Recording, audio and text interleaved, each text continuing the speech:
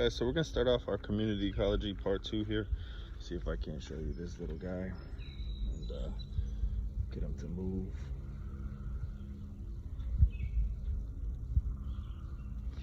He's right there in the center of the frame. You see the black markings on him. Don't want to go.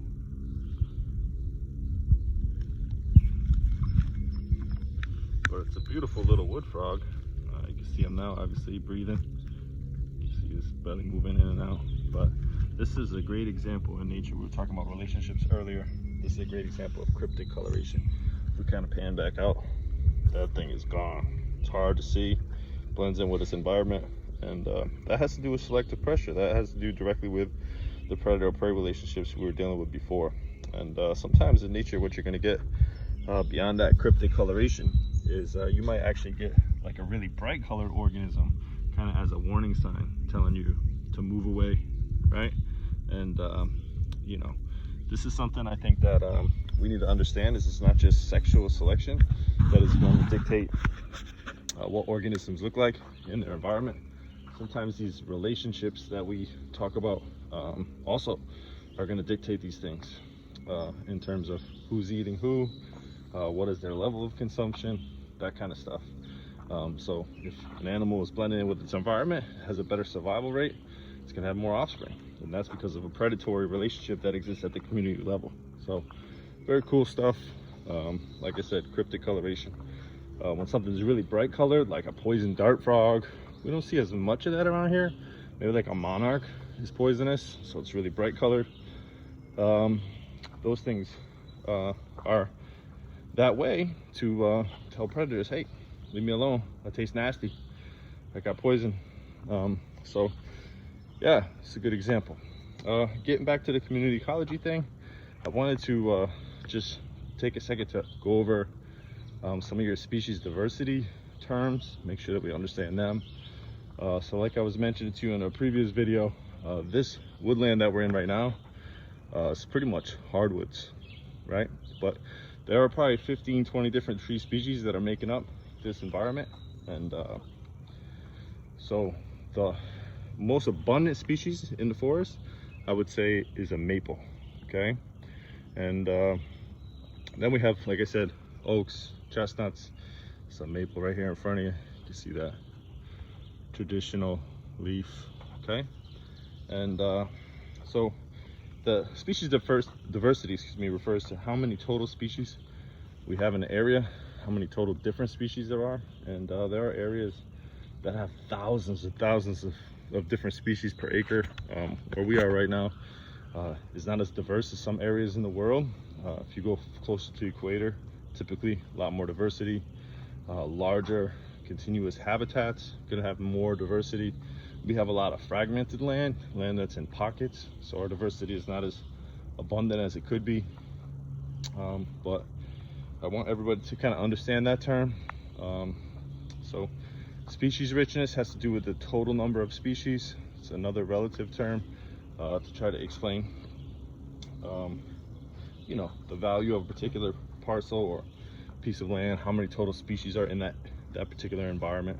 So you have species abundance, you have species diversity.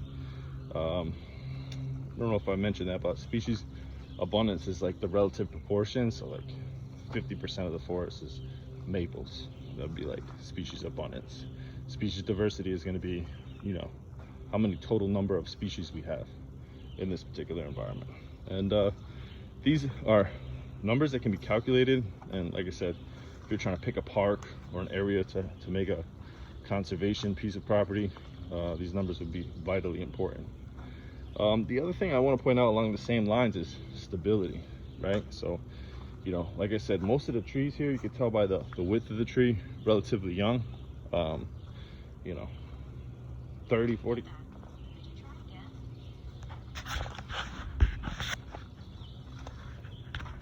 Was saying before my watch went off here, most of the trees in this area are like 30-40 years old, maybe.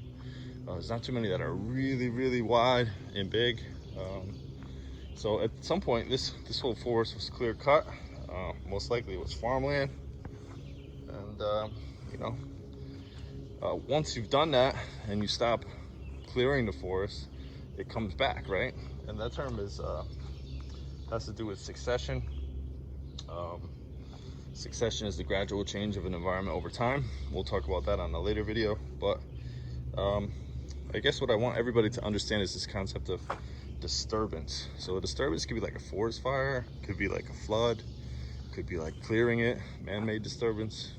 And the more disturbances you have, obviously it really messes with the stability of an environment. But if you don't have any disturbances at all, it also makes it not as stable. So there's like this intermediate disturbance hypothesis, where as long as a forest fire is allowed to occur, it actually strengthens the overall environment. I know that sounds a little funny, but there's been a lot of research about some of these things. The other thing in terms of stabilities, there's frogs all in here. You can see all the water moving from them jumping. But the other thing that really influences stability, getting back on track here, is going to be the total number of species, right? It's kind of like a deck of cards, or a house of cards, right? If you start removing individual cards in that intermediate layer, it's really easy for that ecosystem to collapse. So it's really important that you have a tremendous diversity in an area. Monocultures tend to like fall apart very easy. One disease, if the genetics is too similar in a population, can wipe out an entire population. Whereas if you have diversity, like you're seeing all around us, thousands of species, even though we might have a disease that comes through, like wipes out the chestnuts, like we just talked about, there might be another species that would kind of step up and take over that niche in the environment. And these things shift continually. There's always invasives that threaten certain trees, or diseases that come through and kind of do a number on a certain aspect of the forest. You can see there's a tree right in front of us as we're talking about it that's completely deaded, and you can see some of the holes from the woodpeckers going at these insects that really decimate a lot of our forests and all around the world now. But anyway, I think this would be a good spot for us to kind of close it down. I just want to kind of review everything that I wanted you guys to kind of pick up from today in terms of community ecology. First thing I want you to feel comfortable with is that everything is interconnected. There's not a single species that is more important than others. We talked about a keystone species being really important. We talked about species richness, species abundance. We talked about the different relationships that organisms have and what that can lead to. I hope at this point everybody feels comfortable with food chains and webs. Just to reiterate, food chains is single direction. A web is the same thing, only we're talking about multiple species. So if we put like a grasshopper, for example, normally in nature, there's not only one bird that's going to eat a grasshopper. They're kind of like the Snickers bars of the woods. So we have hundreds of individual species that would feed at that trophic level and eat those. So food web represents the complexity that you see in some of these things. Cool.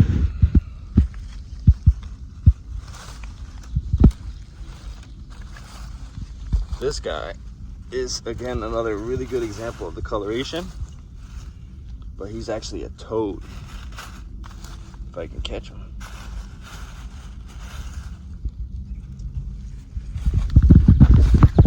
Finally got this guy. See if you can check him out. He's got some pretty cool coloration. See how he blends right in? He's got some nice little spots on him. But look at that guy on the bottom. Be hard for a bird to see him. And that's a toad, as opposed to the wood frog that I just showed you before. You can see the rough skin. These guys are way more terrestrial, not as tied to water. Still gonna lay their eggs in water, but really cool little guy. Yeah, so figured I'd show you that real quick. I'll get off track again, like I always do.